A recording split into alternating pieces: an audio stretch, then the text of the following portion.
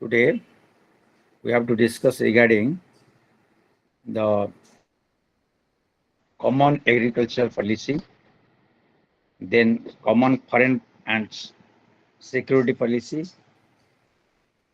then the enlargement of the European Union and the European Union, United States, Russia, China, and Japan, India and the European Union, then globalization, World Trade Organization, and European Union.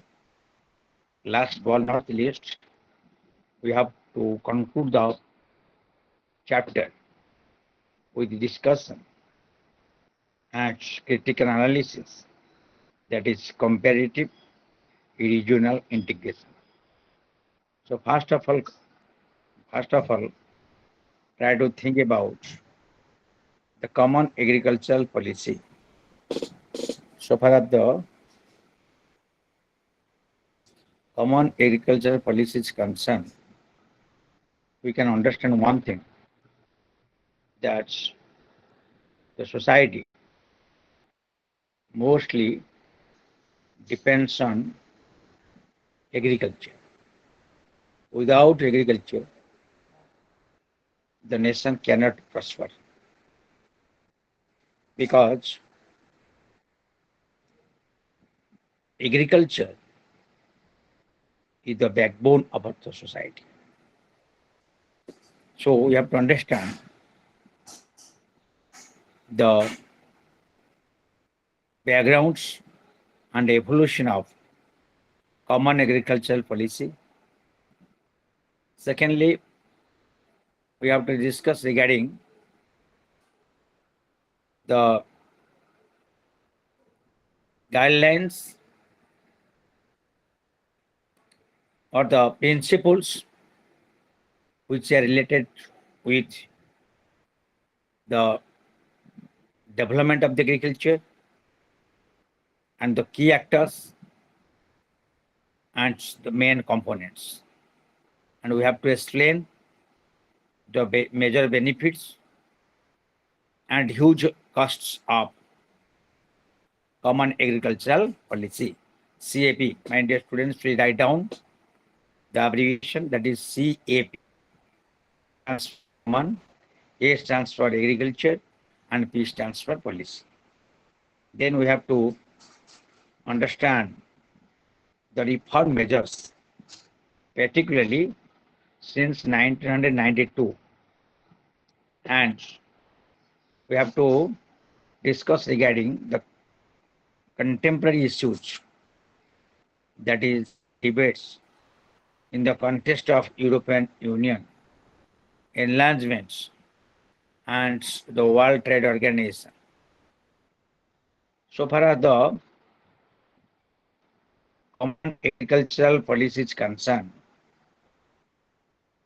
we can understand one thing, that where the societies were damaged by the Second World War and where food supply will not be guaranteed, therefore the policy was formulated against the backdrops of, that means a backdrop of food shortages and rations, that is following the Second World War.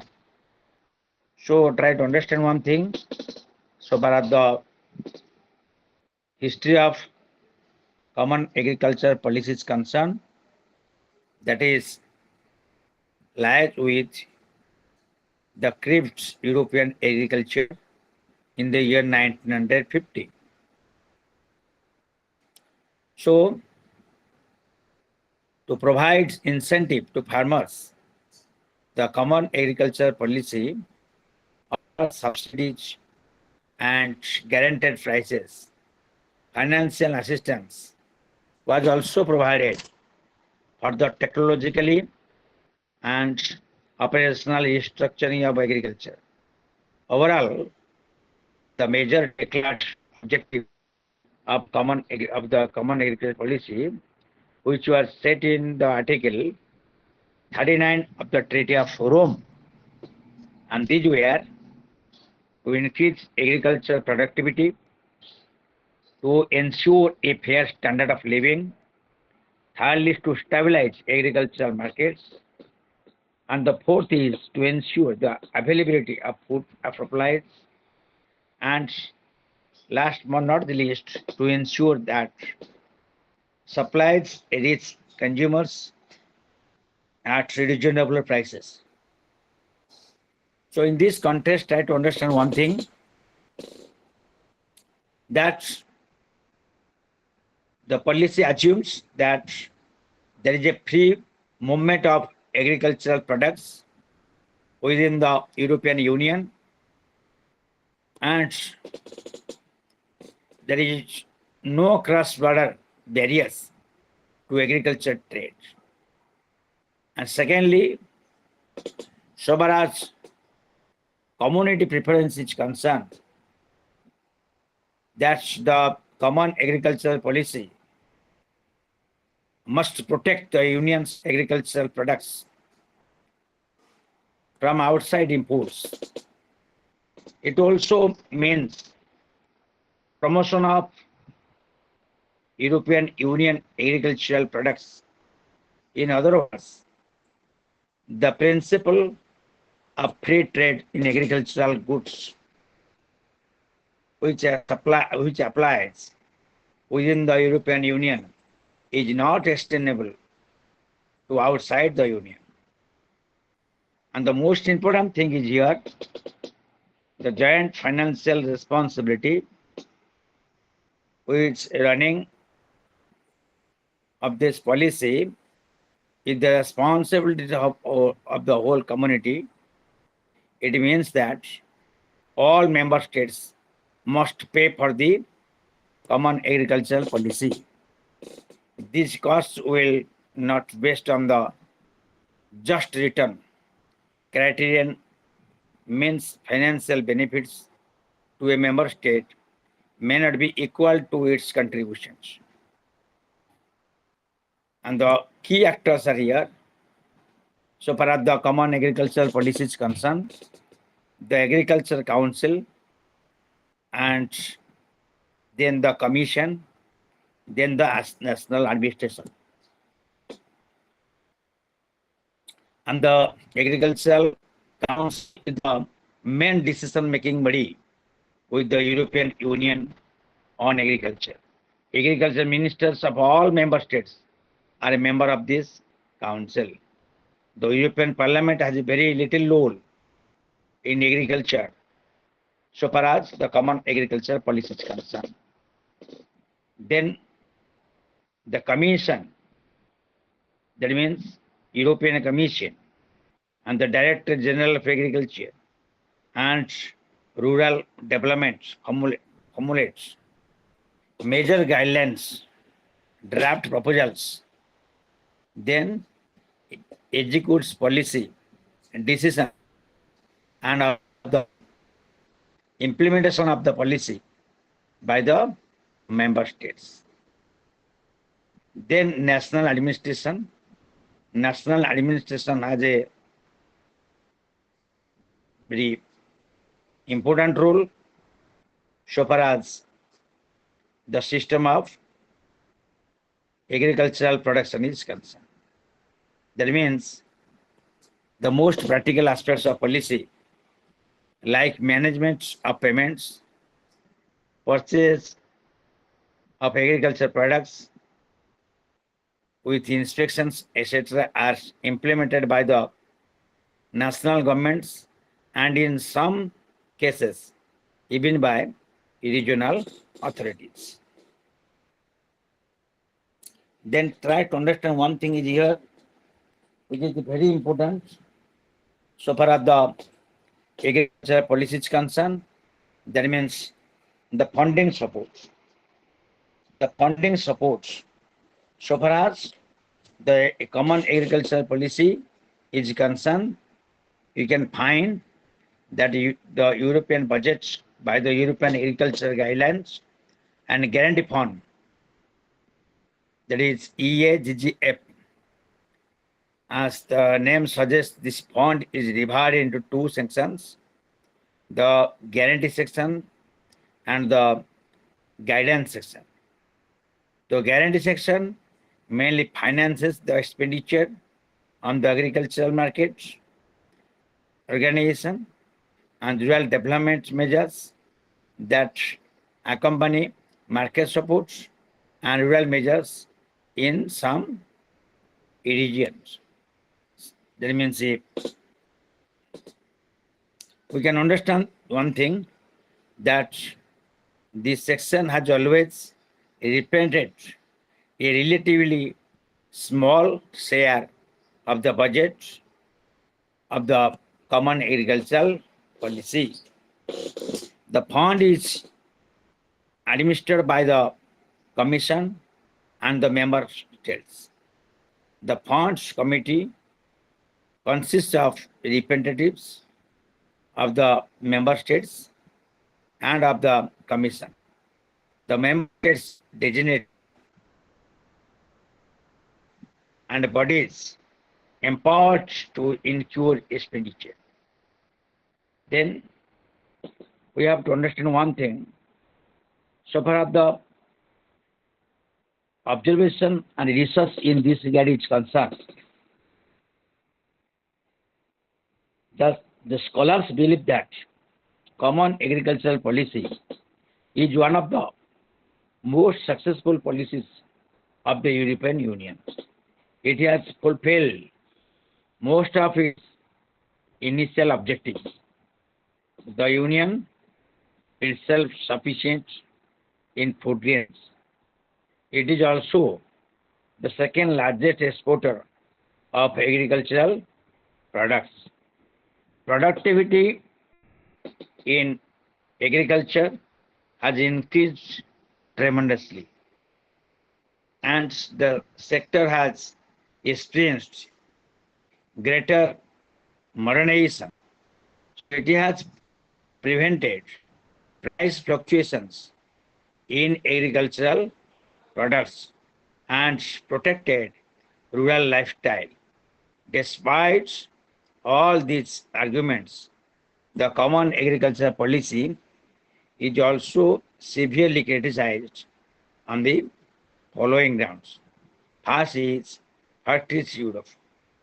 The first major criticism of the common agricultural policy comes both from the supporters of globalization and from the anti-globalization activities.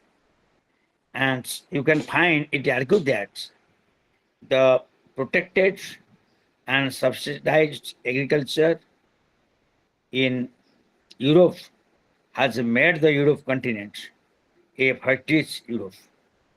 Subsidized agriculture in Europe, along with the other Western countries and the United States, creates for the farmers in poor developing countries. On the other hand, Western countries protect their agriculture markets from imports.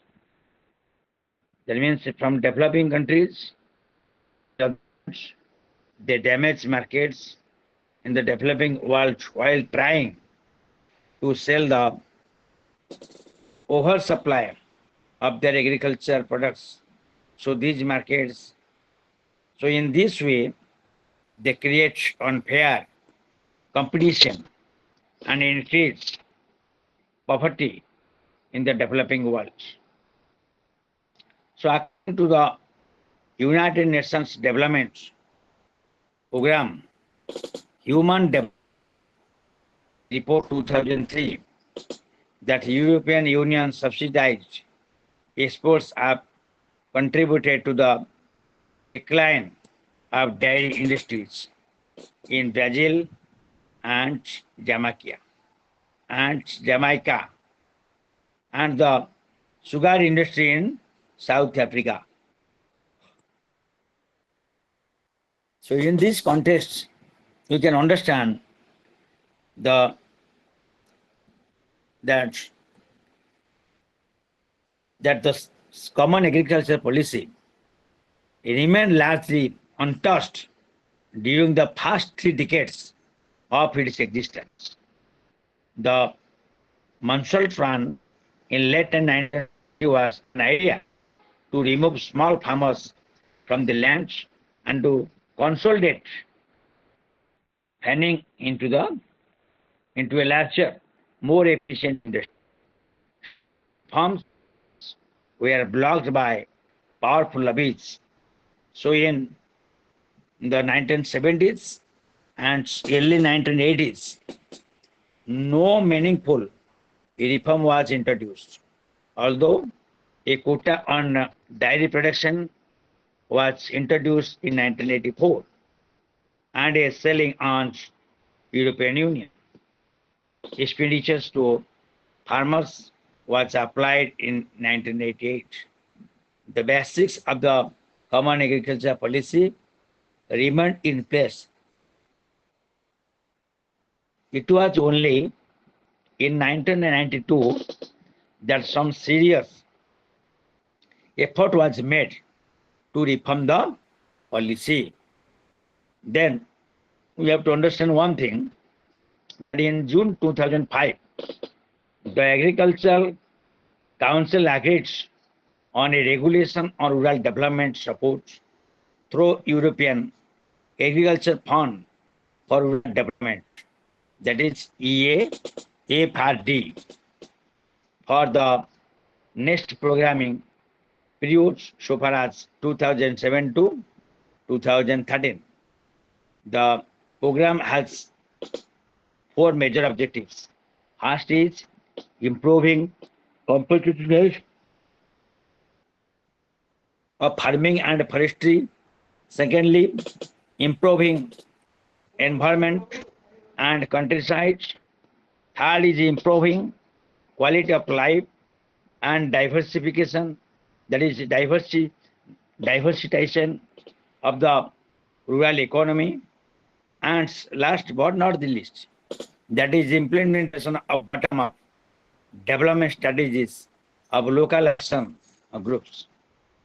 So I understand one thing, that another thing also happens, that on 1st May 2004, the European Union admitted the new members, that is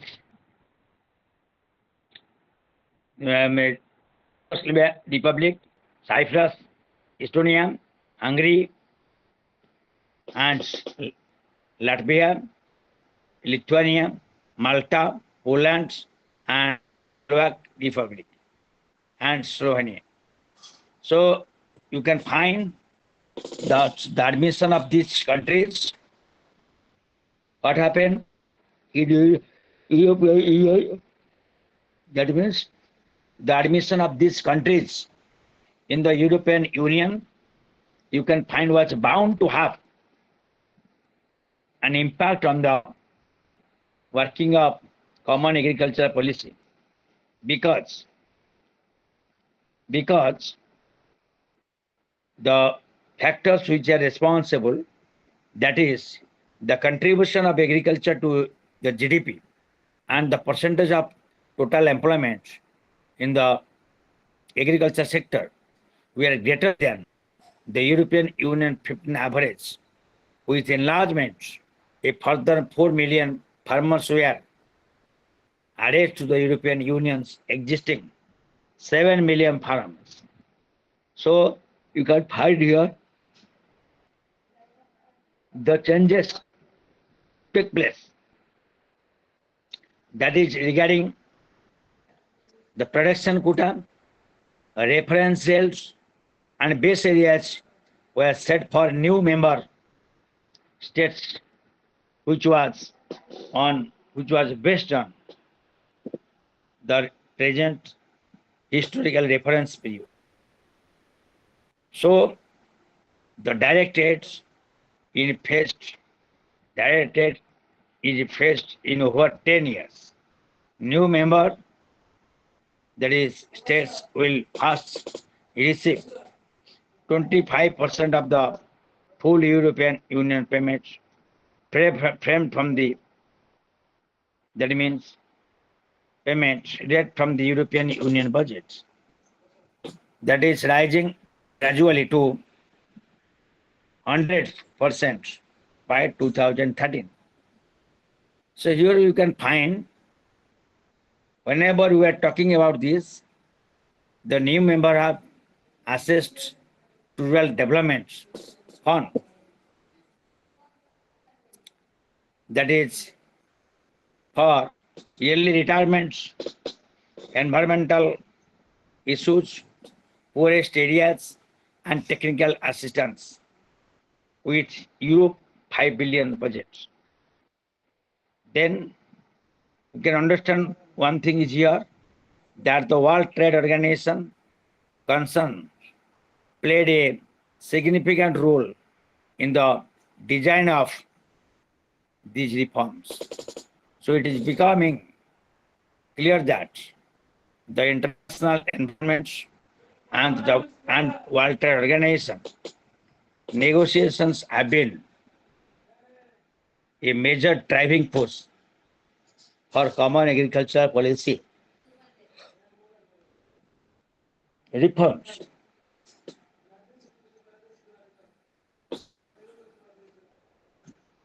Since the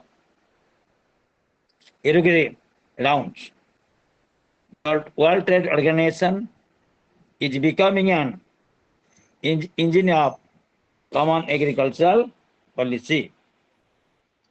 And another thing you'll find here, that means it is also becoming an effective tool for overcoming resistance to reform by countries and lobbies within the European Union.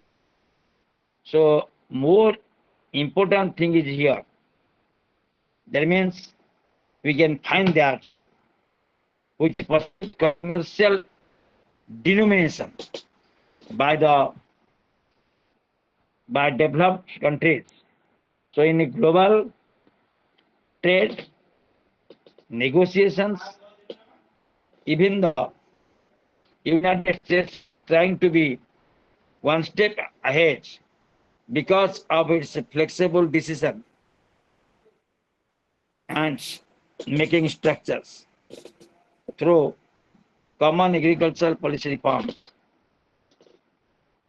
So in this context, one thing is here, the common agricultural policy was set up against a backdrop of foods shortages.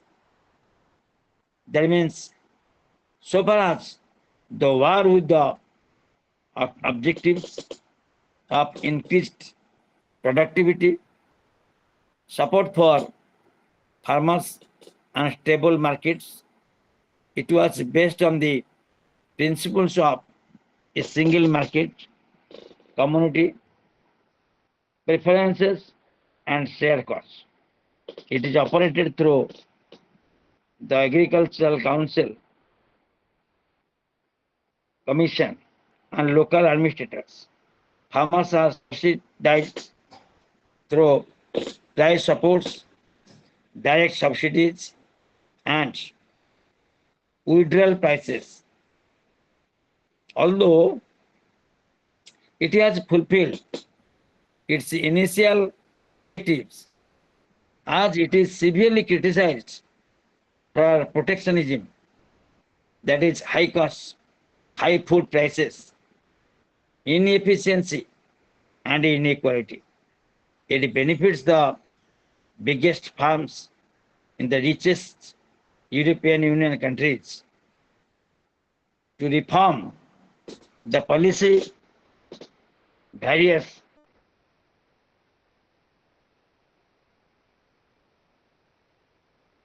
reform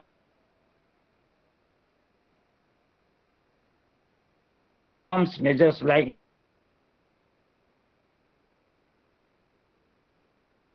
in 1992,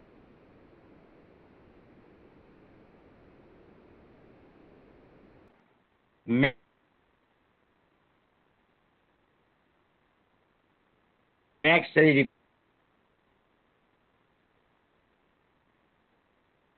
reform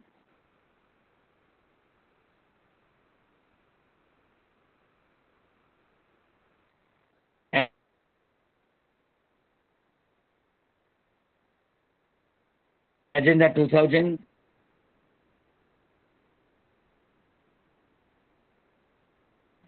to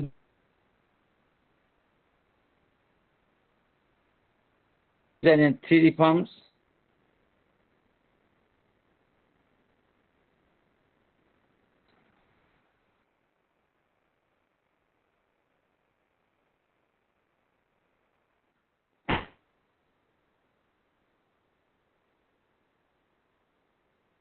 and sugar reforms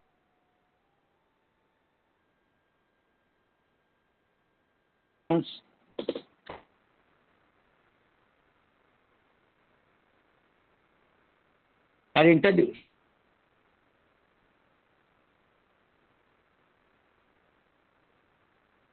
A mechanism through European Agriculture Guarantee Fund, so by Guarantee Fund and European Agricultural Fund for Rural Development will be implemented soon. So from that point of view, reforms are introduced because of World Trade Organization pressures as well as internal criticism and enlargement. My dear students, please write down some questions from this topic that critically examine the background and the basic objectives of common agricultural policy. And secondly, we have to understand the question is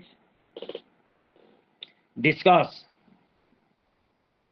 what leads global trade environmental responsible for CAP, that is Common Agricultural Policy reforms. Then come to our discussion as far as the chapter is concerned. That means we have to discuss regarding European vision so far as the policy, that is Common Foreign and Security Policy, CFSP. What is common so far as the Common Foreign and Security Policy, CFSP, is concerned? So whenever we are talking about this, the question comes to our mind. That is, the most important thing is here. When we are talking about this, the question of understanding is concerned, the question of balance is concerned, and there is also a question that is prevented the emergence of a full structure of foreign policy, cooperation among the member states in the then European community. That is from the every inception. Here you can understand one thing, that the nature and contours of Europe, political cooperation. Secondly, the EPC-11, that is into CFSP, and also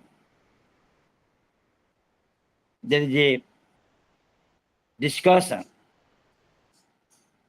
regarding the service towards the parents. That means the mechanism of CFSP. And in this context, you can understand one thing, that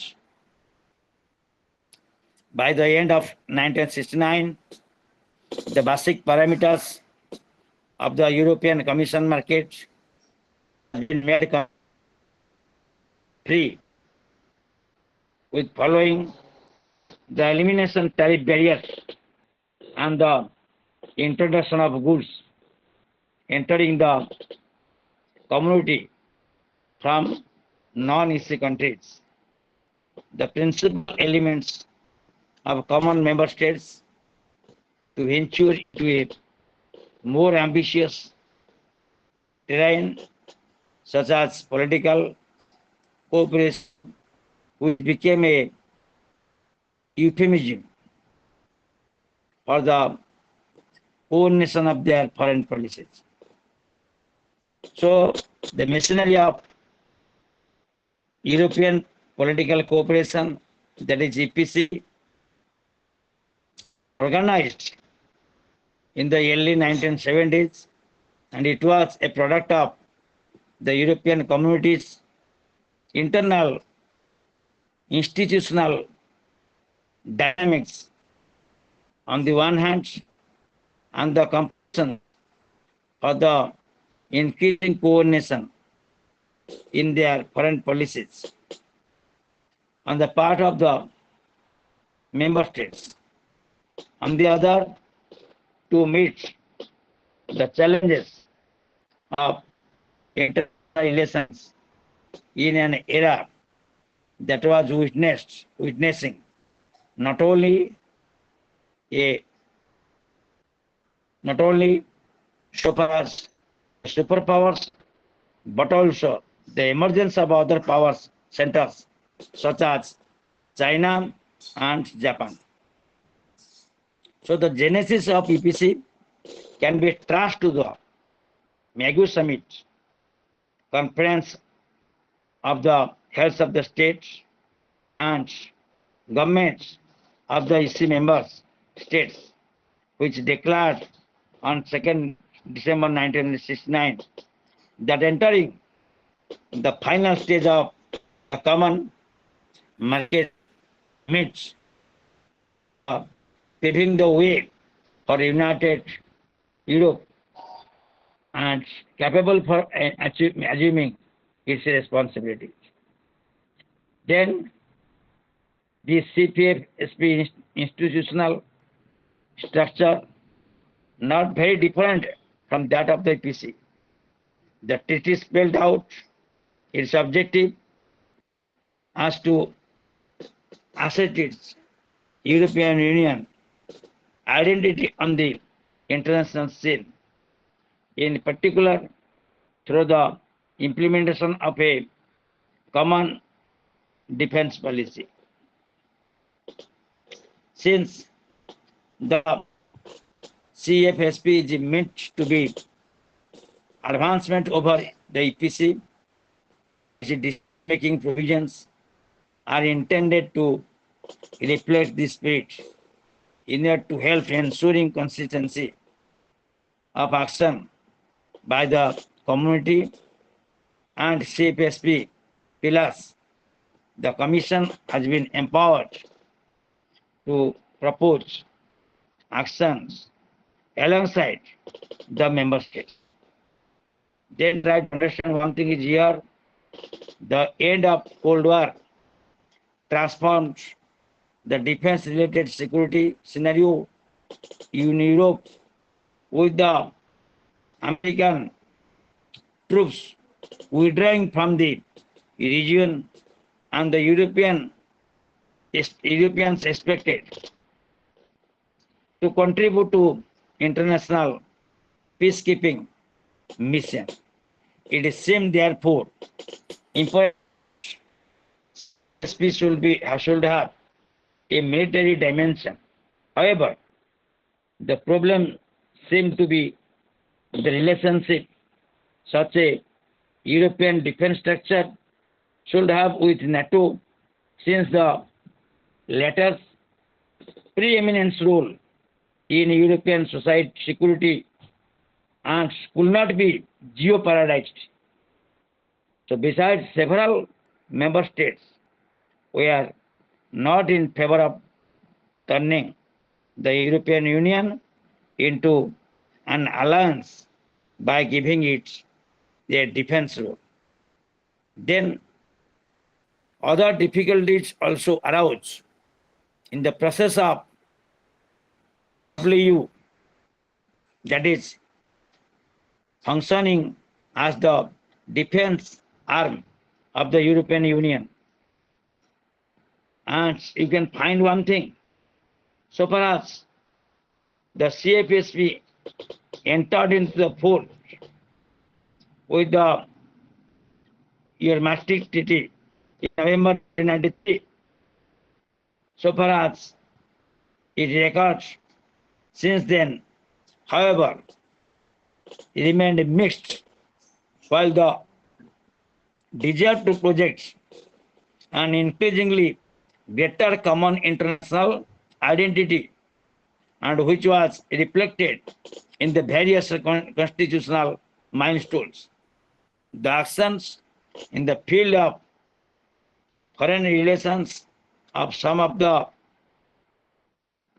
larger member states, such as France and Britain, often created and the impression that they were unwillingly, so that means they are not desire or unwilling or unable to both the abandon the legacy of their imperial past, especially in regard to dealings with their former colonies. So here you can find one thing, that the joint actions at the commission common positions may be of which indicated a long-term approach so far as the international relation is concerned.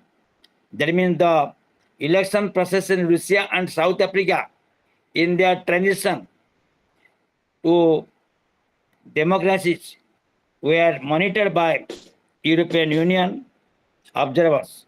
Special envoys were sent to the Middle East and the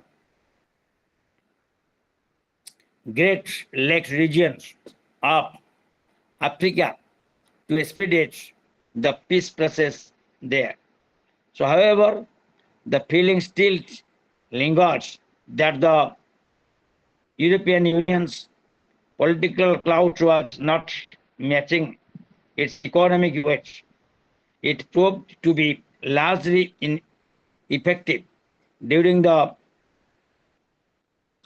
that means so far as the war situation is concerned, which is the most substantial contribution being administering the divided town of Mostar in Bosnia. So in this context, you can understand one thing, that it was ultimately the United States of America which brought out the Dayton Agreement, leading to the end of Bosnian conflict. So the American Treaty of 1997, which came into force in 1999, sought to address the weakness of the CFSP through a substantial revision of its provisions. And the most important thing is here, that to strengthen the security of the community and its member states, in always to preserve peace and strengthen international security. As we have already discussed, not much in this area achieved before the treaty. So far as you can understand one thing, that whenever we are talking about the British government in 1998 changed its stance when Tony Blair, the then Prime Minister, the British Prime Minister, signaled the changes in the St. Malo initiative with France, the other military power in Western Europe. And one thing is here, that means we can understand that the most important thing is here, that means since the functions have been largely overtaken by the events, that is WU has now ceased to exist as an organization, and the defense dimension is now guided by a bilateral European Union. And the most important thing is here that the various aspects, so far as the observation, discussion, and research in this angle is concerned, that means as various experts on the subject argue, fundamental obstacle to the pursuit of a coherent, consistent, common foreign and security policy are the member states themselves. The member states still seem to care more for their own foreign policies than a common policy for the Union. As it stands now, the Union does not have any exclusive jurisdiction over foreign policy. Even when the member states agree to act collectively, such action is neither mandatory nor is it always forthcoming. Then we can find what recent developments took place so far as the common agricultural policy is concerned. That means the European Council, that means at Laken 2001, confirmed that the European crisis management forces were ready for action. Even if the treaty establishing a constitution of Europe, which was signed in Rome by the 25 member states of the European Union, and even if we can find that the proposals which were taken, that is creation of new posts of a Union Minister for Foreign Affairs and structured cooperation, enhanced cooperation, establishment of a European armaments, research and military capabilities agency. Then the most important thing is here that in spite of initial reservations among the founding member states, foreign policy cooperation in the European Union has come a long way since its inception. As European political cooperation, that is EPC, in the early 1970s, since then, the Union has become an international actor of a very particular sort. So due to its occasional common policies, global network of economic and political ties, and even its mere presence, expectations have been generated of a proactive strategic international role and a genuine influence on the external developments so far as the European Union is concerned. So the most important thing is here that external relations is now guided by a process of constant interaction between the intergovernmental CFSP pillar and supranational community pillar. While it is undeniable that there has been a dramatic increase in the European Union's external relations output expectations that the European Union will decisively, consistently, and influentially in international relations have not always been fulfilled. This may be due to the fact that the machinery for conducting external relations has become too complex. However, the basic problem continues to be the willingness, rather the lack of it, to act collectively in international affairs. It is possible that more and more common policies will emerge in the days to come. However, the member states may still interrupt its coherence and consistency in the name of national interests. My dear students, please write down some questions which are expected to come in the coming examination.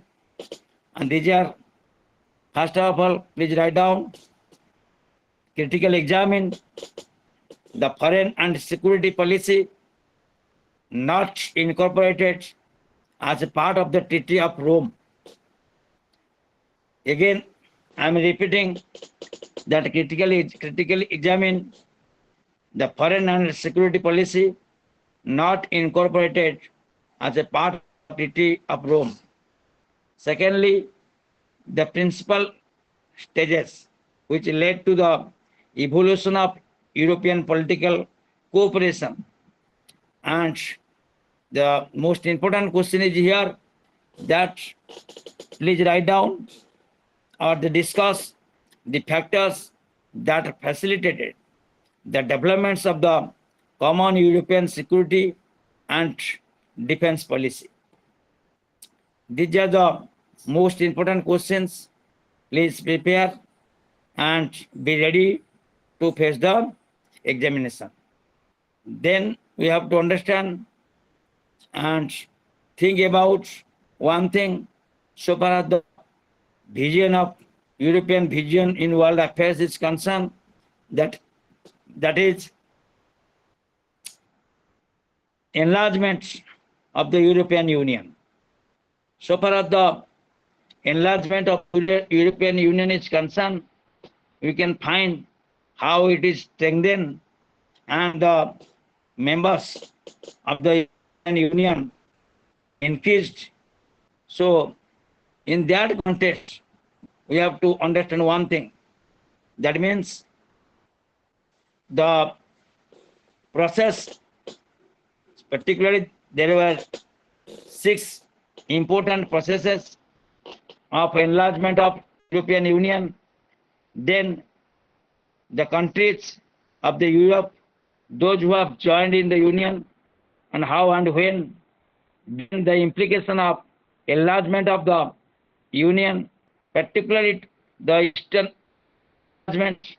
And the most important thing is here, that is the future trends and possibilities of the enlargement of the European Union. So in this context, we can find that Denmark, Ireland, Norway, and the United Kingdom applied for full membership of the European Community in 1963. But their application was rejected largely because French President Charles de Gaulle insisted that more time was needed to consolidate the fragile institutions of the European Council. Prior to any enlargement, France was also concerned that British membership might tend to reduce French and German influence in the community. So in this context, try to understand one thing that is very important. So far as the policy is concerned, when we find that means Ireland, which was relatively underdeveloped, the economic structure of both Denmark and the United Kingdom were broadly similar to the existing member states, with the result that their assimilation was a relative painless process. As a result of British membership of the community, exports of the Commonwealth food suppliers to the UX suffered. United Kingdom suffered. Then the second enlargement, which took place in 1981, so far as the from 9 to EC, that means from EC 9 to EC 10. So here you can find the growing importance of European trade led to pressures from South European countries, by Greece, which enjoyed associate membership since 1960. Spain and Portugal, both of which had signed special trade agreements with the European Community in 1970 and 1972, respectively, to further enlarge the European Community. So, negotiations for admission of Greece were relatively painless, as it was a small economy with a population of only 9 million. It was not likely to impose an unduly onerous burden, even though it would enhance the population for Mediterranean farm products like wine, olive oil, citrus fruits, and etc. So then you can find that Greece became the 10th community member on 1st January 1981, while membership enabled the transfer of substantial financial assistance. That is very important so far as the incorporation of the financial assistance from the community's structural funds and the integrated Mediterranean program. It also exposed the inability of Greece to compete effectively in manufactured goods. As a result, Greek membership proved to be a difficult experience for both the community and Greece itself.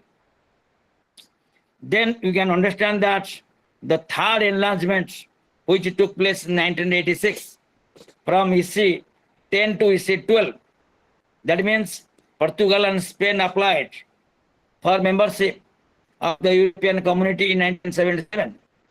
Negotiation began in earnest in the late 1970s and 1980s, but the 1979 to 80 oil crisis, the problems with the Greek membership, and the difference in the socio-economic structures of the South European countries, the large size of the Spanish economy, coupled with the pressing needs to reform institutions and policies, all contributed to great difficulties with the application from the countries from the your so far as Iberian Peninsula, that EC membership was presented in both Spain and Portugal as a means to stabilize new democratic institutions and prevent any revision, that means reversion to dictatorial regimes. So by and large, the economic implications of the accession of Spain and Portugal were initially very much similar to the admission of Greece, and so far the fourth enlargement, 1995, from EC 12 to EC 15. Here you can find that 1st January 1995, Austria, Finland, and Sweden joined the European Union, whereby the EC 12 became EU of 15 member states. These three countries sought membership of the European Community because they apprehended economic marginalization in view of the EC's efforts to establish the single market by 1992 and feeling that it will retain a greater degree of its sovereignty by becoming a member rather than remaining outside it. Then the fifth enlargement, which took place, that is in the year 2004, that is from EU, European Union 15 to European Union 25. That means since the end of the Cold War, the Central and Eastern European countries, that is CES, have expressed a keen desire, that is to be associated with Western economic and security organizations, including the European Economic Community. So far as the discussion is concerned, you can find the East European who initially felt that its membership would be a panacea for many of their problems, soon realized that this also posed major difficulties. Popular, that means so far as the thing is concerned, the European Union has been, that means decided towards the policy eastward concern. Here you can find that something arranged so far as the Europe agreements were created for potential East European applicants. They were meant to promote their integration by lowering trade barriers. And again you will find the trade and cooperation agreements. That is, negotiation was made with the states which were possible candidates for membership but were not yet sufficiently developed for Europe agreements. Secondly, so far as the partnership and cooperation agreement is concerned, you can find which was introduced in 1992 were concluded with Russia, the Ukraine, and other countries of the Commonwealth of Independent States to provide market access. Then the most important thing is here, that is between 1994 and 1996, all the CES submitted their application for European Union membership. In December 1997, the European Commission reviewed the progress of the applicants in meeting these criteria and concluded that only 5, Hungary, Poland, the Czechoslovakia Republic, and Estonia and Slovenia, of the 10 applicants countries, had made sufficient progress to be invited to begin admission negotiations with the European Union. Then you can understand that the problems of eastward enlargement. So far as the eastward program, the problems of eastward enlargement is concerned, here you can understand one thing: a major long-term challenges of an enlarged European Union of 25 or more members was that the ratio of small and poor countries relative to the large countries, Germany, France, and Britain, flanked by Spain and Italy, would increase dramatically. Moreover, an enlarged European Union will be more heterogeneous in its foreign and security interests and perceptions. So in this context, one thing is here that is very important so far as the implications of eastward enlargement is concerned. That means eastward enlargement expanded the European Union single market by 57 million people, 15% of the existing population, and added roughly euro 300 billion of GDP. Eastward enlargement has brought into sharper focus The conflict between the ambitious Mediterranean policy of France and Spain and German, that is led northern interests regarding the allocation of resources. So East European have criticized European Union policy responses towards eastward enlargement. That is, the European Union has lacked a coherent strategic vision and proposed. Secondly, the European Union has clearly been pursuing a policy carrots, membership, and various forms of assistance and strict integration of their economic maintenance of posed by the minorities and substantial conditions conditionally. And you can understand what is that is the accession agreements have been a assumed that the European Union has set high standards, that is for applicant stages, although all the existing members had not yet achieved them. Fourth is the European Union policy responses were dominated by short terms rather than long term interests and considerations. Thus, enlargement is essentially that means a symmetrical process wherein existing members are in the driving seat and they decide both the timetable and terms of membership of applicant countries. Then first understand Germany and European Union firstward enlargement. So far as this question is concerned, you may understand one thing, that the Germany has been the main spokesman, supporters, and initiator of the admission of CES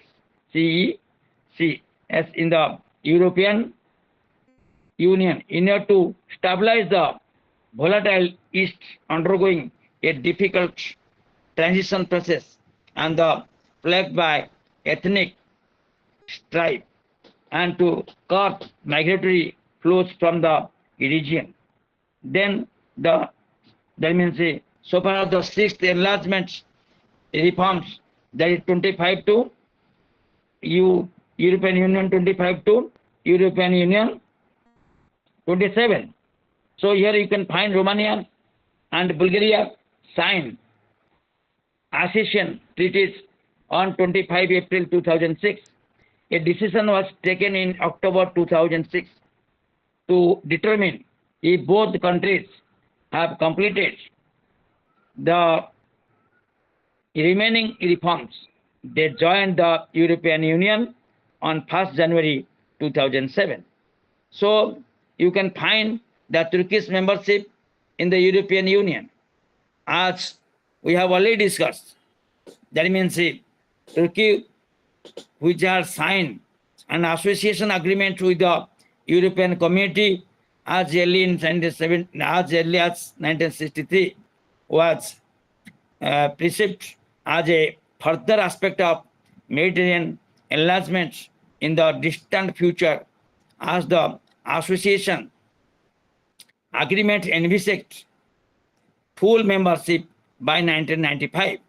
However, before its provisions whereby Turkish workers could enjoy free access to EC member states as of 1st December 1986 could come into force.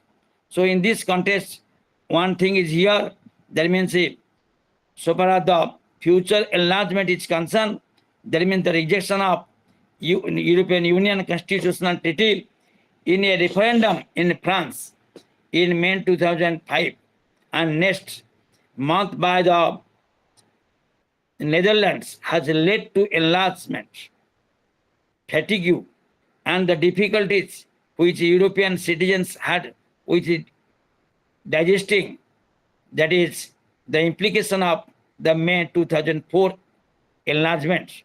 So in this context, that means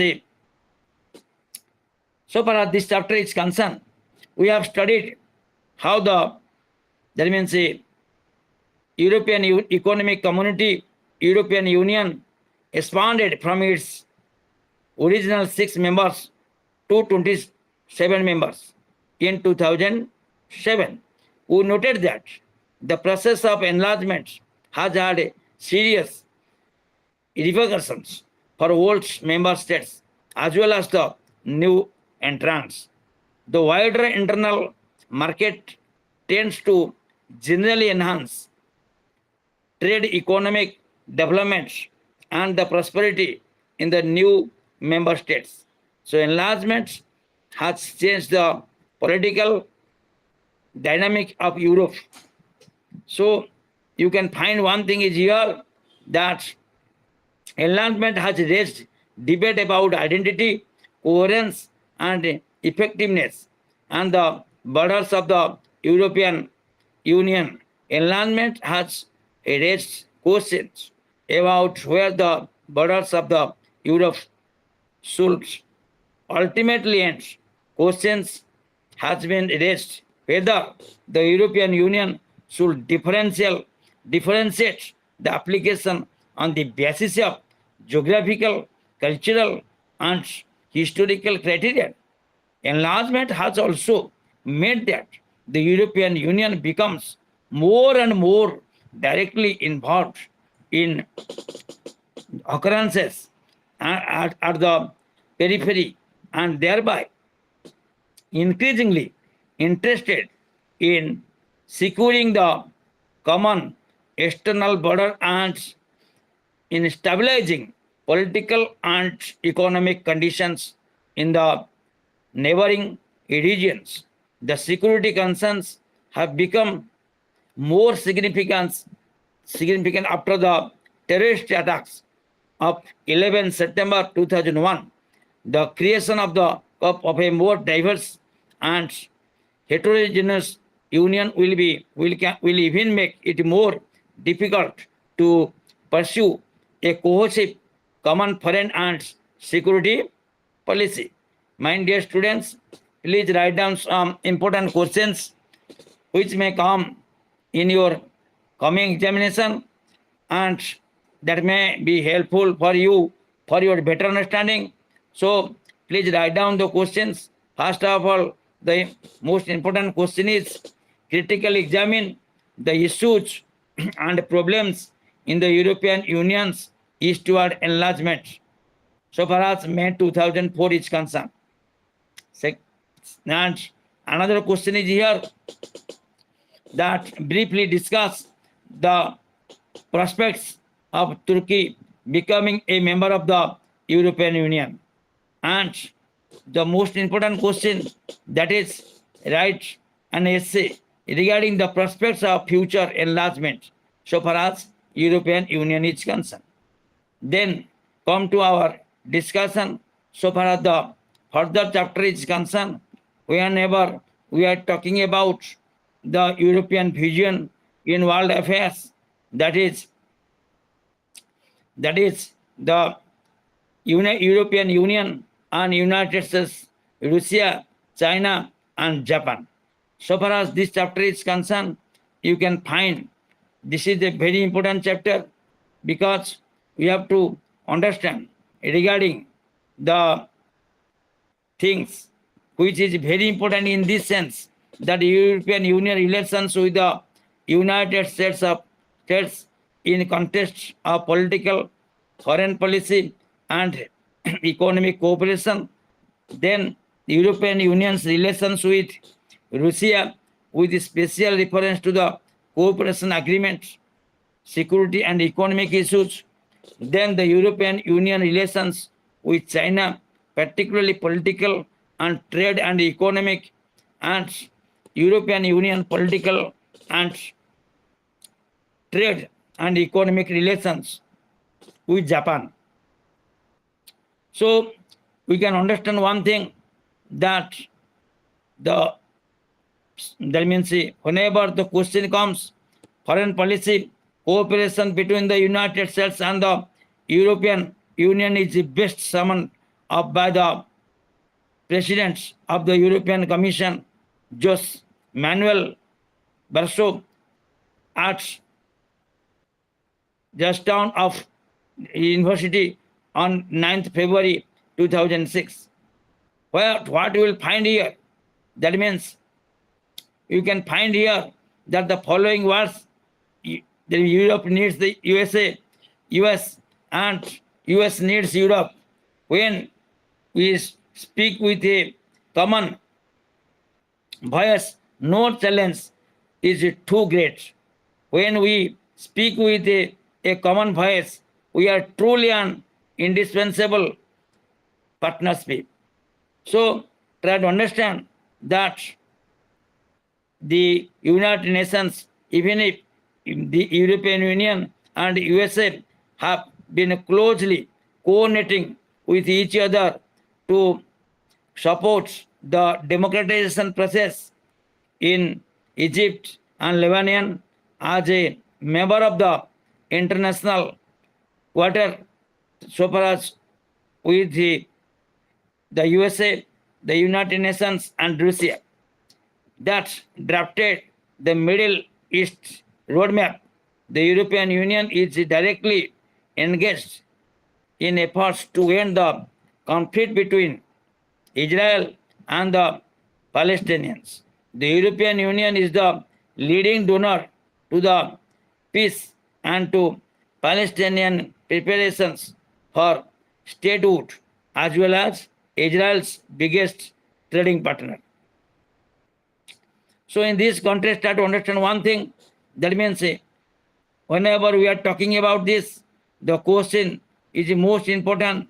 Whenever we are talking about Russia was concerned about the eastward enlargement in May 2004, when 10 Central and East European states were admitted to the European Union, and that of the North Atlantic Treaty Organization's enlargement brought the Union much closer to the Russian homeland, with which Russia now shared a common border. So, in the field of conflict prevention and post-conflict reconstruction, the European Union seeks to protect human rights. So far as the important thing is here, that means the Northern Dimensions initiative is another important policy. That means, and the most important thing is here, Russia presents the European Union with major challenges. The European Union cannot and will not offer membership of the European Union to Russia, which for its part is not interested in membership either at present. That means Russia, European Union is Russia's main trading partner, accounting for 1/3 of the export imports, while trade in mineral, so far as fuel, accounts for about 60% of the European Union imports. Machinery and transport equipments represented about 40% of European exports. So, most important thing is here, that means whenever we are talking about this, that means European Union and China relationship is based on the, that means complete matter is on their, that means domestic needs and need for critical power, balancing the international level. So in this context, whenever we are talking about this, that means the European Union external policy is a mixed political and economic interests. It seeks to forgo, that means first closure relations with major powers like China, Japan, Russia, and the United States. It is in its quest for multipolar world. The European Union is a strong supporter of the strengthening of the World Trade Organizations. organization regime and the establishment of a global trading system by the institutionalizing of a rule-based system based on norms. To that end, it seeks to forge strategic partnership with each of these four major powers. However, each these strategic partnership have elements of cooperation and competition. My dear students, please write down some important questions so far as this topic is concerned that critically examine critically examine, that means the area of convergence, the area of convergence, convergence, convergence, and divergence, divergence, divergence between the European Union and the United States. Okay, then analyze the basic framework and objectives of European Union and China relations, and also write an essay regarding the main features of European Union Russia relations. Again, I am repeating that write down or write an essay regarding the main features of European Union and Russian relations. Russian relations. So these are the most important things you have to remember so far as the relationship between Russia, United States of America, and China is concerned, because whenever we are talking about the European vision in world affairs, then we have to start our discussion regarding India, India and the European Union. So far as the India, that is our motherland, and its and her relationship with the European Union is concerned, we have to discuss one thing is here, and these points are very important. So whenever we are talking about this and whenever we are summarizing this, that is the history and development of relationship between India and the European Union.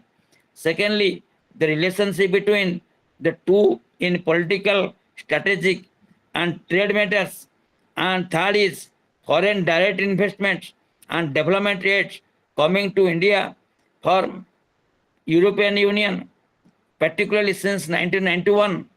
And the important thing is here, the common concern for India and the European Union and some of the problematic areas in the relationship and emerging trends and prospects in India so far as European Union relations is concerned.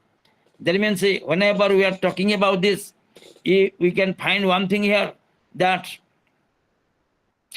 means 10 years after India asked for a non-preferential trade agreement, and more than 10 years after it submitted its eighth manner calling for a commercial cooperation agreement towards the end of 1972, the European Economic Community agreed to enter into the negotiations, which began in April 1973.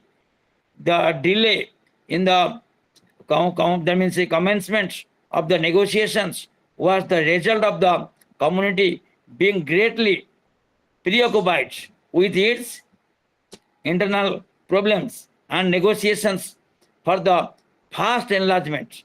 The community therefore remained content to follow a limited policy conceived in the framework of the old colonial relationship of its members. Then one thing is here that is very important, so far as the agreement was non-preferential and the two parties agreed to grant each other most favored nations treatment in their trade relations. The agreement provided for a joint commission as the central guardian mechanism to oversee and inspect the entire range of cooperation activities between India and European Union. So the joint statements on political dialogues issued along with the MPSE so far as the European Union to reinforce and intensify their mutual relations on political, economic, technological, and cultural fields. The joint political statements, that is, ministerial and senior officials meetings, have carried forward the dialogue.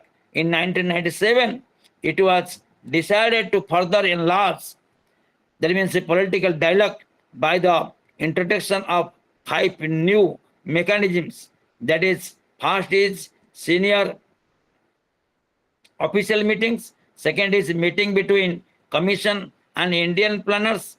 Third is bilateral meetings in margins of multilateral fora. And fourth is working groups of specialists on subjects like export controls, terrorism exports, and consular affairs. And the fifth is launch of a think tank network.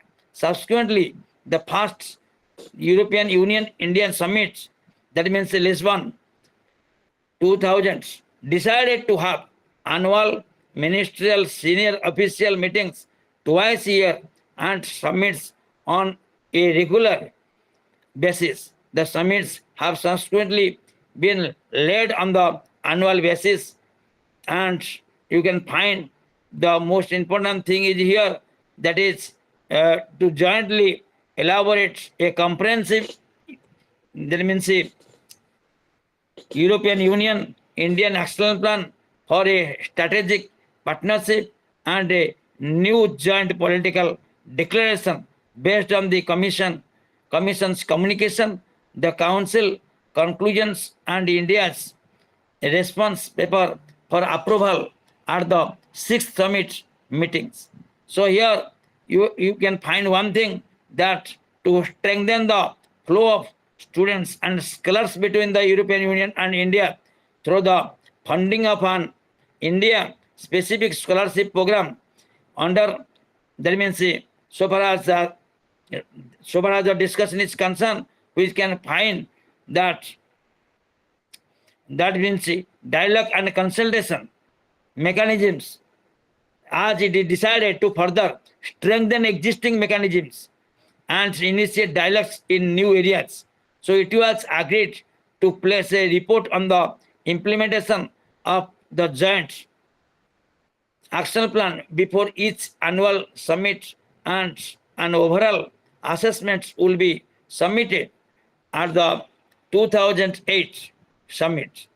Then the another thing is here, that means we have to remember, so far as the discussion is concerned, that is the most important thing is, that means we have to study the evolution and multifaceted growth of Indo-European Union relations since the early 1960s up to the present, and how the essentially trade and economic relationship has expanded to greater political dialogue in recent years.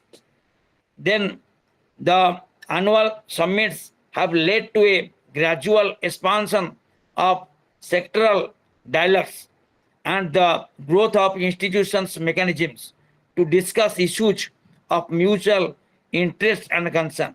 Even if dialogue does not narrow differences, it is useful in increasing clarity and understanding of one another's position and interest. The conclusion of a bilateral trade and investment pact, probably, that means 2 to 4 years, according to the Confederation of Indian Industry, can treble to a trade with the European Union to euro 120 billion. That means from the existing euro 40 billion in 2005, of which trade in services like to comprise euro 75 billion. Last but not the least, Here we have to remember one thing is very important, that India increasingly realizes the growing political importance and foreign policy profile for the of the European Union in world politics and economy. Europeans tends to perceive China as a direct, immediate threat to European jobs in some manufacturing sectors, whereas India is seen as a latent and potential threat, taking away service sector jobs through pressures would increase as both move up the value chain. A growing China and India do pose challenges, but they also provide opportunities since it contributes to greater growth worldwide. It means more exports, especially to a swelling consumerist middle class, which will make more demands of European goods, technology, and services. My dear students, please write down some important questions from this topic. So far as your preparation is concerned, that critically examine, please write down, critically examine trade and commercial relations between India and European Union in recent past. Critically examine the trade and commercial relations between India and the European Union in the recent past. Secondly, the question is like this, that discuss the issues and problems in India European Union relations. Okay, the third important question is the prospects, that discuss the prospects of India European Union partnership in near future. Again, I am repeating, discuss the prospects of India European Union partnership in near future. So far as this chapter is concerned, please be be associated with the system of utilization and the process of development and process of relationship is concerned, how the European vision in world affairs and that comes to true.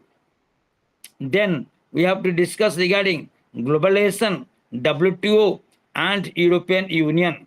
So far as this chapter is concerned, we have to understand one thing, that is, what is globalization?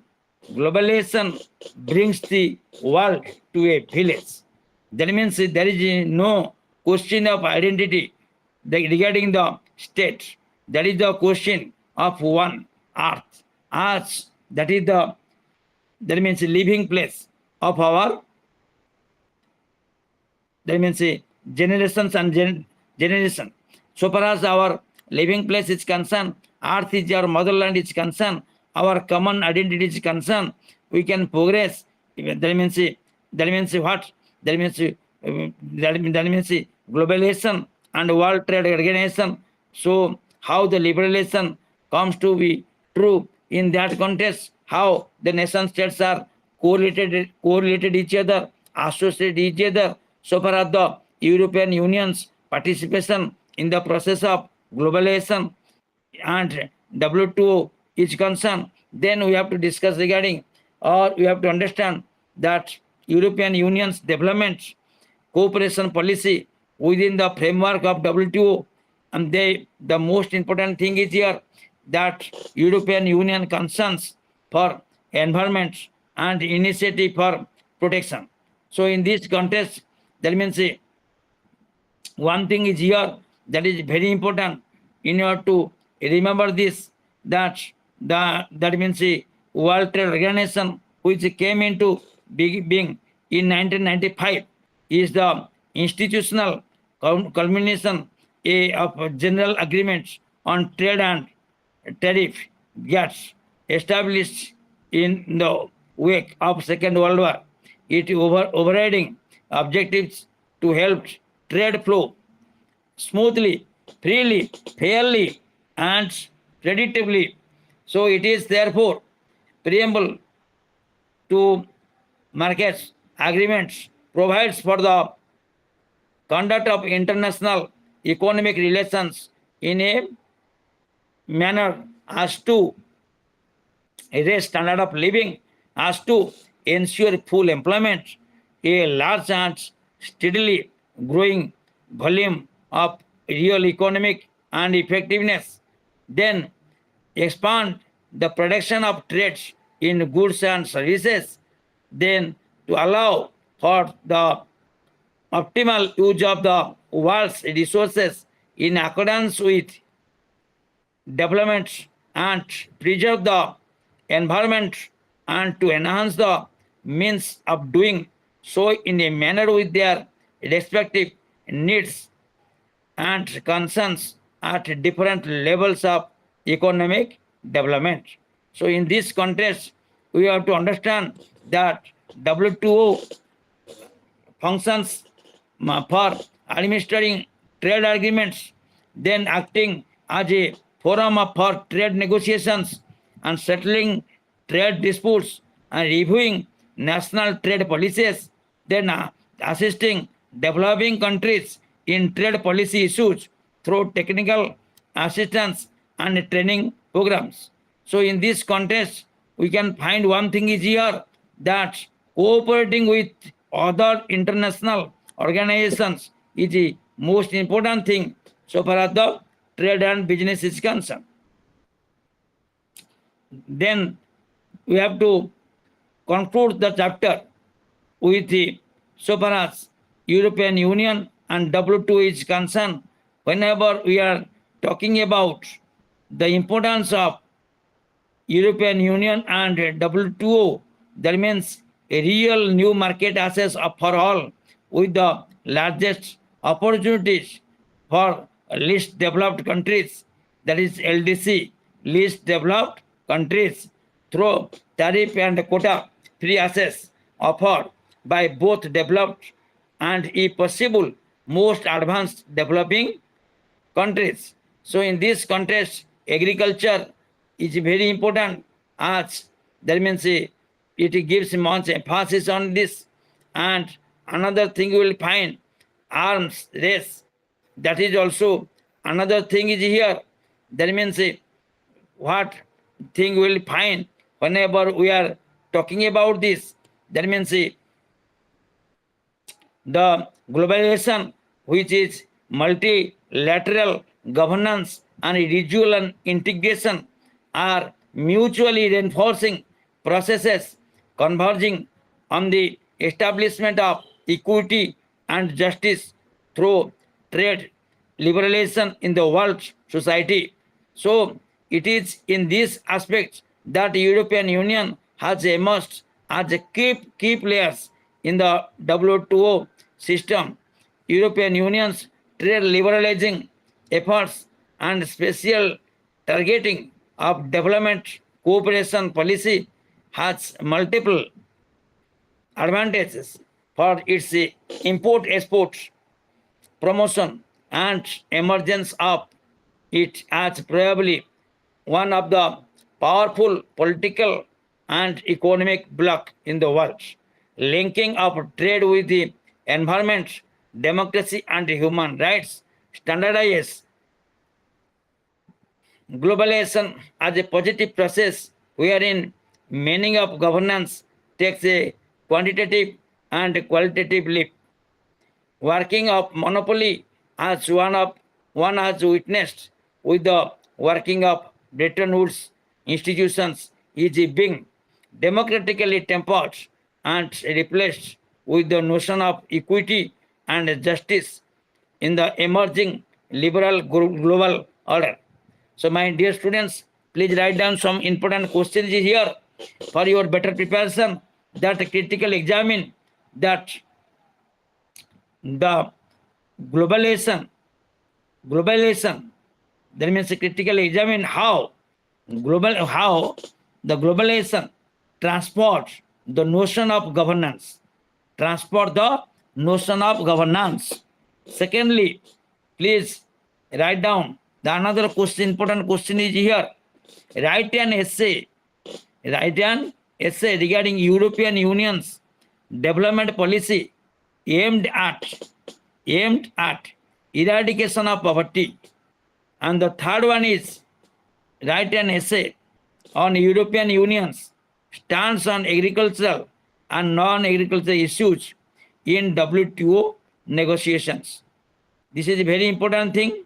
Please remember, that means so far as your preparation is concerned, and you can clear your doubts whenever you are facing any questions regarding European Union in vision of the world affairs. So in this context, that means your the comparison so far as the general integration is concerned, that means you can find one thing, that regional integration is one of the important thing we have to remember so far as the discussion of European Union in, that means so far as the present world crisis is concerned. That means we have to understand, that means European Union's relationship with other regional groupings, including SAARC. Then particularly characteristics of European Union, which can be considered model of regional cooperation. And the things is here, which is very important, that SAARC can learn from European Union experience. And the last point is here, that means we have to place a nature the European Union in the framework of current trends in the regional integrations. So in this context, one thing is here, that means the European Union conducted negotiations on the conclusion of political and economic associations. Okay, agreement with the, that means so far as the different member states are concerned, even if we can think about one thing, that negotiation to conclude a free trade agreements between the European Union and the Mercosur have not yet led to concrete results so far. So in this context, cooperation between the European Union and the Central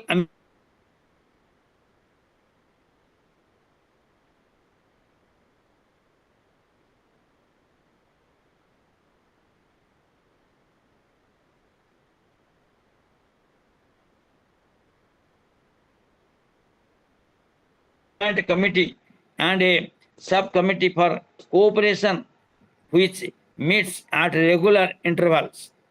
Then another thing is here, that means the European Union concluded, that means the first framework agreement with the Andean community, originally called the Andean Pact in 1983. This was replaced by a second agreement in 1993, which envisaged cooperation in social infrastructures and services. So regular political dialogues has been conducted on the basis of the Rome Declaration of 1996. So the new political and cooperation agreement was signed on 15 December 2003. In July 2006, the European Commission and the Andean community decided to initiate the necessary internal consultations and undertake the necessary steps, allowing for the launch of negotiations for an association agreement between the European Union and the Andean community. So in this context, try to understand one thing, that the Gulf, the European Union and the Gulf Cooperation Council, the European Community and the Cooperation Council for the Arab states of the Gulf, consisting of, that means Bahrain, Kuwait, Oman, Qatar, and Saudi Arabia and the United Arab Emirates, signed a cooperation agreement in 1989, which seeks to contribute to strengthening stability in a region of strategic importance and to facilitate political and economic relations. The working group have been established in the field of energy and the economy. The cooperation agreement provides for annual joint council ministerial meeting between the European Union and GCC foreign ministers and senior officials. The 1989 cooperation agreement also stipulated that both sides would seek to enter into negotiations on a free trade agreement. Then we have to understand the European Union and the ASEAN. So, in this context, you can find one thing that the European Economic Community was a first dialogue partner to establish informal relations with the Association of Southeast Asian Nations, ASEAN, in 1972. The links were institutionalized when the EEC signed a cooperation agreement with the ASEAN in March 1980.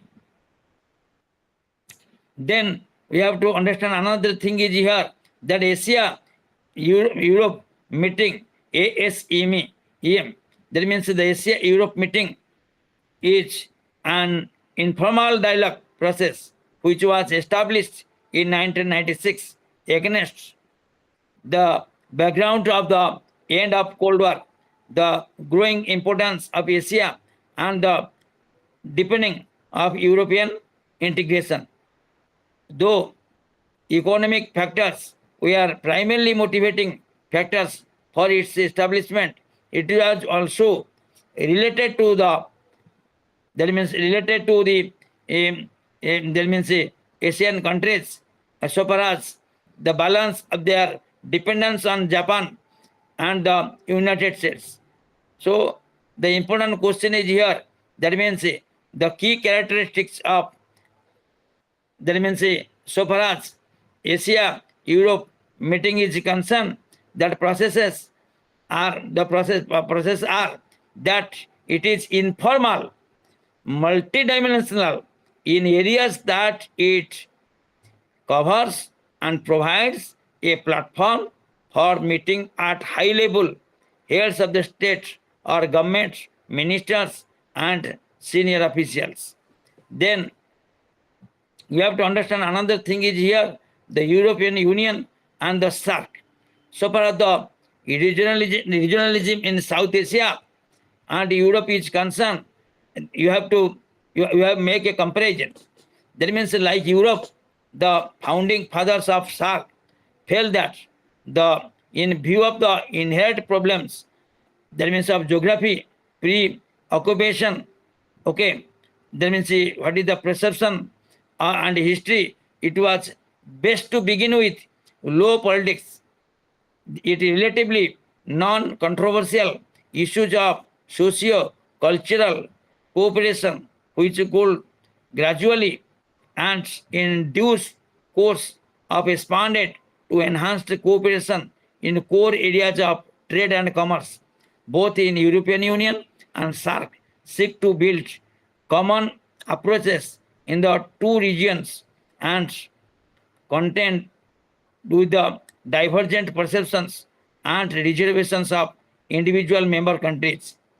Then we have to understand one thing, the objective and processes of regionalism in Western Europe and South Asia differ considerably, including conceptually and structurally, historically and culturally too. Western Europe exhibits several features of commonality which do not prevail in South Asia. That means here we can find another thing is here that is very important whenever we are considering that Western Europe is characterized by the dispersal of strength in Europe, in the, that means European Union, despite variations in size and population of member states. There is no one member which looms at large as India, or is the only unifying and or dividing factor.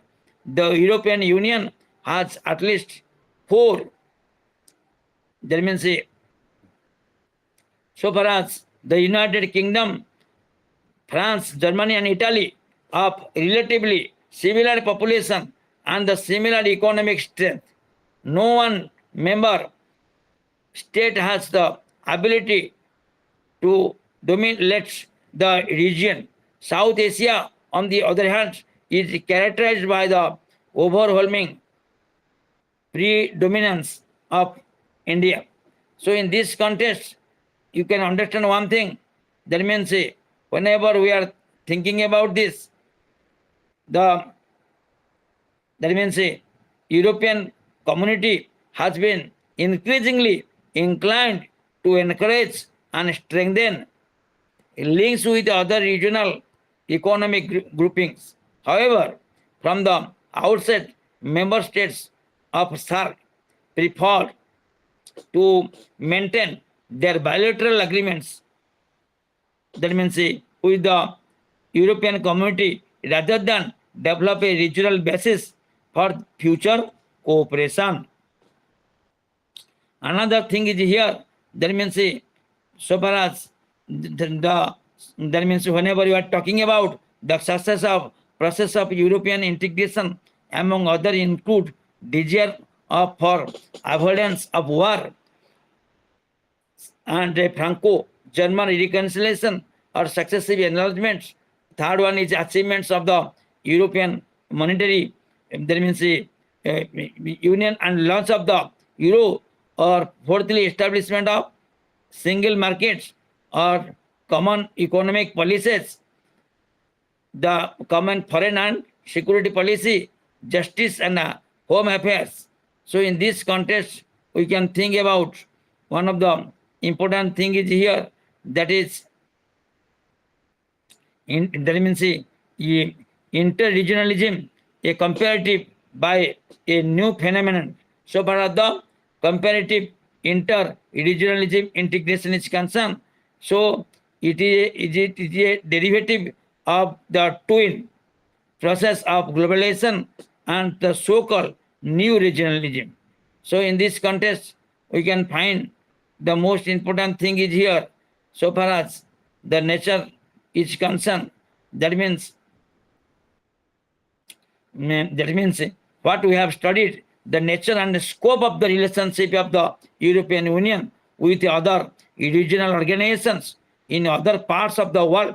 We have also discussed in detail so far as the European Union relationship with the three organizations, that is in Asia, ASEAN, ASEAN, and SAARC. We have also examined the difficulties of comparative regional analysis, okay, the problems of interregionalism, and then we have to search, that means the nature of European integration by highlighting its most important features. So in this context, one can experiences or we can gain knowledge by a particular organization like the European Union are unique, and their strategies or model of cooperation cannot be replicated or emulate its pattern of goals or events in other regions, because no two regions can ever be similar in regard to the motivations, imperatives, and strategies for regional cooperation. So, in view of the difference in the history, socio-economic, and geopolitical conditions, each region has developed its own approach towards regional cooperation, and it is based on its unique characteristics, that is its own institutional and the degree of success which a particular region may have is obviously linked to historical, political, economic, and cultural factors.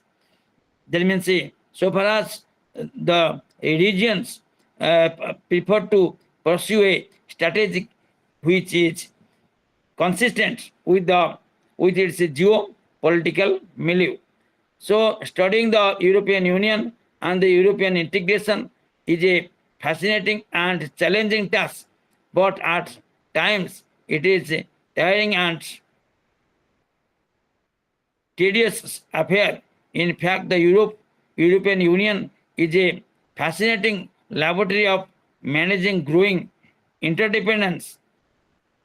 Globalization has tended to increase the debate about the goals and objectives of the European integration. So, my dear students, please remember this chapter is very important for you, not only for the preparation so far as MPS is concerned, but this is also important so far as your future career is concerned. So you have to discuss like this, and please write down some important questions are here. Okay, some important questions are here. That is, critically evaluate the European Union and Asian relationships. Critically evaluate the European Union and Asian relationships. Secondly, discuss the working of the Asia-Europe meeting. Discuss the working of the Asia-Europe meeting and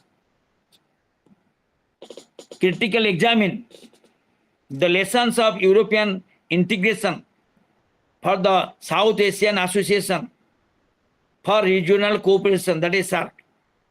Critically examine the lessons of European integration for the SARC. Okay. Then, last but not the least, the important question is write an essay regarding the nature of European integration. Write an essay regarding the nature of European integration. My dear students, I do feel happy with you, and I do feel proud as you have shared your values, your interaction, and you have participated in the interaction process, and for your patient hearing. I am also thankful to you all. And this is the time for doubt clearing. So if you do have any question, please ask me. I may try to solve your problems. My dear students, please ask if you have any doubts regarding the chapter so far as the European Union and in the world affairs, or the vision of European Union in world affairs. If you have any doubts, please raise questions. Bandana, are you listening to me? Hello, Bandana, are you listening to me? Yes, sir. Why are you late today? Actually, you are preparing for your future career. We are here, and we are also thankful to Indira Gandhi National Open University as provides such type of opportunities with you. So, my dear students, please remember, this is a very important class. You attend all the classes as IGNO provides you, and you have to prepare your lesson. You should read your tests in advance, by which you may able to ask questions and you can be able to clarify your doubts. I do feel happy so far as my association is with you, so far as the teaching and learning process is concerned. Thanking you all. Thanking you all. We may meet each other, and if you have any doubts, if you will contact me, I may try to solve your problems. Thanks.